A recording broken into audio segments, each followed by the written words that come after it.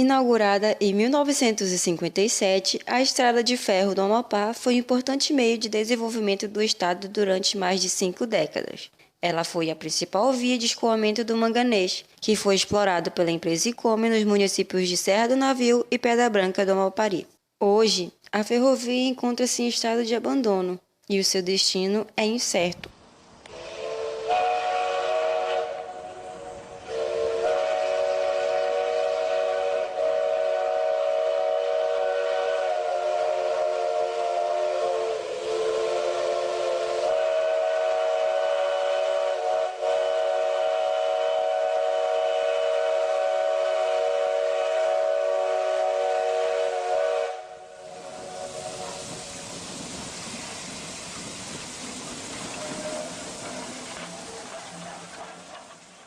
A ferrovia foi criada através de uma outorga de concessão pelo Decreto número 32.451, de 20 de março de 1953, assinada pelo então presidente Getúlio Vargas. A concessão foi feita à empresa Icome para a construção, uso e gozo de uma estrada de ferro que, partindo do Porto de Santana, alcança as jazidas de manganês existentes na região do rio Amapari e Araguari, no Amapá. O presidente da República, prosseguindo em sua viagem pelo norte do país, dirige-se agora por via fluvial a bordo do Lobo da Almada para Santana. Aí começa a estrada de ferro do Amapá, onde se localiza o porto destinado ao embarque de manganês, extraído da serra do navio.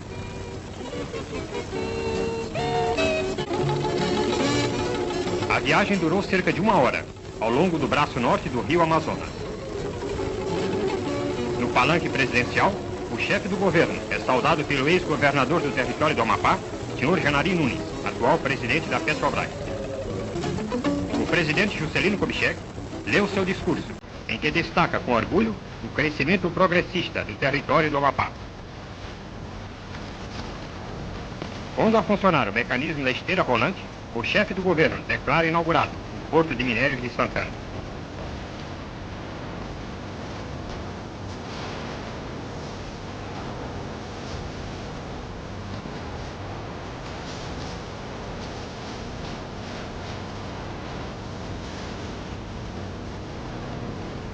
A comitiva presidencial visita a Serra do Navio, de onde é extraído o manganês. O Amapá, com a renda da exportação do minério, promoverá a construção da usina hidroelétrica do Paredão, no rio Amapari.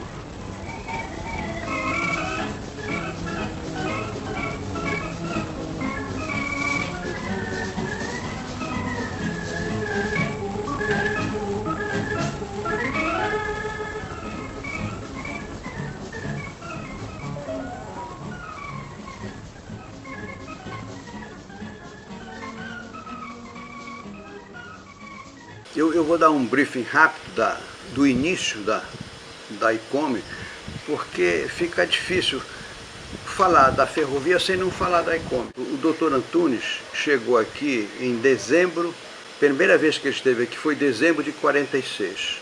Como é que ele veio? Ele chegou aqui acompanhado do deputado Coaraci Nunes, que era irmão do governador Janari, e ele veio para se posicionar, para conhecer os afloramentos de manganês e fazer uma visualização rápida, uma prospectiva, se valia a pena ou não ele entrar na concorrência para exploração. Quando ele saiu, o que ele viu lá, ele ficou encantado com tudo que viu, achou que era uma grandeza muito grande, externou isso para o deputado. O deputado, olha, nós estamos diante aqui de um negócio grandioso. Bom, e aí, esse é um marco. O Getúlio Vargas, ele criou os territórios federais do Amapá, mas não esteve aqui nunca, né? E de repente nós vemos o Juscelino Kubitschek aqui.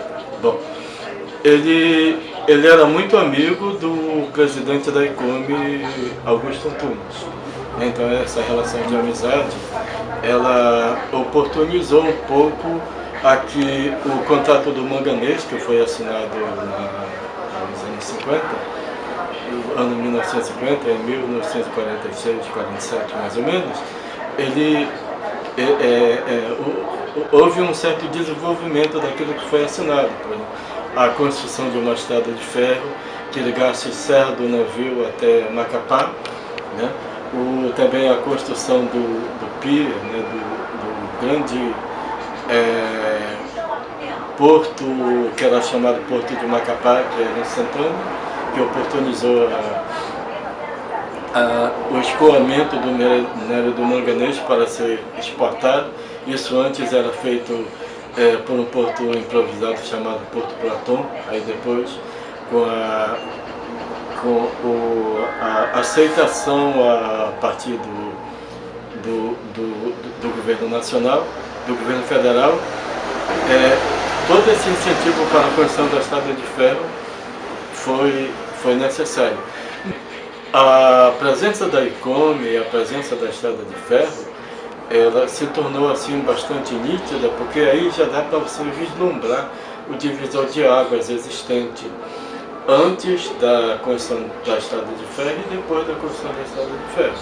Aí nós vamos pular aqui para 1957. 1957, janeiro de 57, é quando ocorreu o primeiro embarque de manganês. Então, entre esse período da visita inicial do Dr. Antunes até o embarque, foram 10 anos de preparatória para que esse embarque ocorresse. Então, o que é que aconteceu nesses 10 anos? Ocorreu ele ter que participar da concorrência e vencer a concorrência, conseguir junto ao governo federal as concessões, primeiro da área mineral, depois uma concessão para fazer uma ferrovia e uma terceira concessão para fazer um porto de embarque, o que era absolutamente necessário e fundamental para que ocorresse, para que aquelas jazidas se transformassem em produto econômico, em benefício da sociedade. Então essa legalização toda, essa preparatória toda, administrativa e operacional, levou 10 anos. A ferrovia funcionava como espinha dorsal da ICOME. Sem ferrovia, sem transporte, não adiantava nada do que lá em cima. Entendeu? E a ferrovia o quê? A ferrovia tem 193 quilômetros, tem 380 mil dormentes. Naquela época a gente trabalhava com 5 locomotivas e 90 vagões. Né? Hoje, depois que a ICOME saiu e entregou, que vieram outras empresas, que foi a MMX e a Anglo, mas para trabalhar já não com manganês, mas com ferro, do volume, vamos dizer assim, foi muito maior. A ICOME trabalhava com uma quantidade média de 1 milhão por ano, e a MMX e a Anglo vieram com capacidade para trabalhar em torno de 6 milhões por ano. Em 5 de janeiro de 1957, quase 4 anos após o decreto de concessão e diversas visitas de técnicos do alto escalão da ICOME, a ferrovia é oficialmente inaugurada pelo presidente Juscelino Kubitschek. Na época, o território do Amapá era governado pelo Janari Nunes. O projeto de exploração de manganês em Serra do Navio foi um projeto extremamente importante para o país e até, digamos, importante para o desenho geopolítico mundial. Vocês sabem muito bem do que se tratou a Guerra Fria, que foi aquele momento pós-Segunda Grande Guerra, quando os Estados Unidos passaram a construir seu arsenal bélico e a extinta União Soviética seu arsenal bélico. E quem era o grande detentor de manganês à época? Era a União Soviética. Eles tinham 80%, 90% de toda a reserva de manganês do mundo. Se descobrindo uma reserva de grande porte, de grande teor de manganês no campo geopolítico dos Estados Unidos, eles imediatamente iniciaram um processo para explorar rapidamente, porque o manganês era e ainda é um mineral extremamente importante para a indústria bélica. O que a ICOME fez foi cuidar desde a produção do minério de ferro, a construção, a elaboração de 2 cidades, a Vila de Serra do Navio e a Vila Amazonas, o porto e uma ferrovia as interligando. E essa ferrovia existiu e funcionou basicamente para dar viabilidade ao projeto do manganês e Serra do Navio. Quando o governo recebeu a ferrovia, e aí a ferrovia se manteve precariamente durante 1 ano, 2, aí teve a sorte de um camarada chamado Eike Batista chegar aqui. Pegou o acervo praticamente da ICOME todo, recuperou esse acervo quase que integralmente e da melhor qualidade. Ele recuperou a ferrovia da melhor qualidade, ele recuperou as instalações portuárias e de Serra do Navio também, e conseguiu operar ainda 2 anos e aí vendeu. Vendeu para a Anglo-América, que era uma empresa internacional, está entre as maiores empresas do mundo, entendeu? E a Anglo-América ainda manteve esse padrão, não manteve mais ao nível do que o Eike deixou, mas manteve num bom padrão. Pô. E aí aconteceu de novo outro fato ruim para o Estado. A Anglo saiu e vendeu para uma outra empresa chamada Zamin. Pô. Aí a Zamin teve que enfrentar um problema internacional de mercado. O que é que aconteceu? O preço do minério caiu. Nesse momento, o Amapá não está produzindo absolutamente nada do ponto de vista de minério. Nem manganês, você tem algo em torno de 4 milhões de toneladas de manganês lavrado e você tem uma grande reserva de minério de ferro por ser explorada. Por que não está produzindo? Porque a atual detentora da concessão da produção de minério de ferro e também da concessão da ferrovia, por várias razões, não julga que seja viável economicamente produzir e exportar esse minério de ferro. O preço internacional do minério de ferro caiu bastante, houve um incidente da destruição do Porto de Santana, então é muito caro de exportar, é inviável. Em 2015, em fevereiro de 2015, eles pararam com o transporte tudo, inclusive do passageiro. Então, nós estamos desde fevereiro de 2015 sem circular nada na estrada de ferro. A partir daí, eles esqueceram das responsabilidades. O patrimônio ficou entregue tanto à mina quanto à ferrovia e quanto ao porto, ficou entregue às traças. Traças que a gente pode dizer furtos, roubos, né? Depredação, deterioração pelo próprio tempo, né? Então, prejuízo enorme. Uma estrada de ferro paralisada durante todo esse tempo, ela envolve um prejuízo enorme.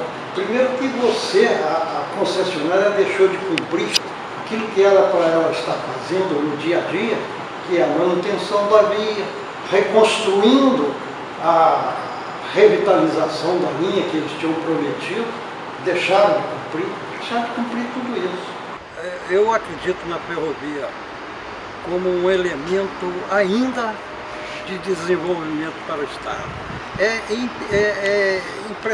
imprescindível que haja esse desenvolvimento através da ferrovia.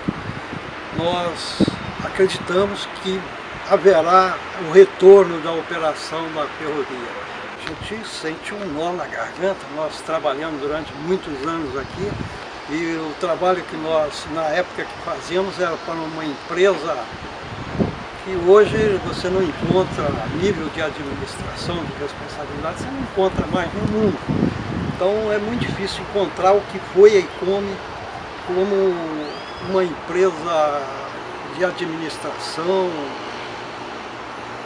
Ela é inigualável, para mim sempre foi. E tudo que fazíamos para a manutenção da estrada de ferro era com uma segurança muito grande.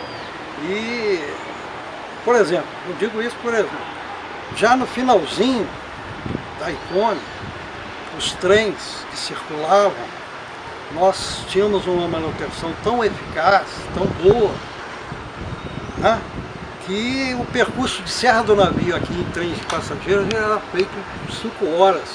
Né? Hoje, se você estava fazendo aí última em 9, 10 horas e chegou a fazer até em 12 horas, né? Na época da concessão, né? Durante o período de concessão. Então, na época da Icômio, nós fazíamos em 5. Então, naquela época,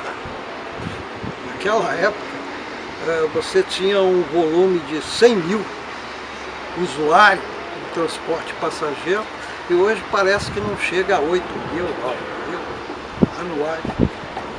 Então, o que se fazia era com responsabilidade, que hoje nós não vimos isso e por isso chegou ao que estamos vendo aí, né? A estrada abandonada, paralisada há mais de 1 ano e meio, né? Então, realmente, eu sinto um nó na garganta e quando eu vejo o abandono que se encontra, as instalações, oficinas, a gente sente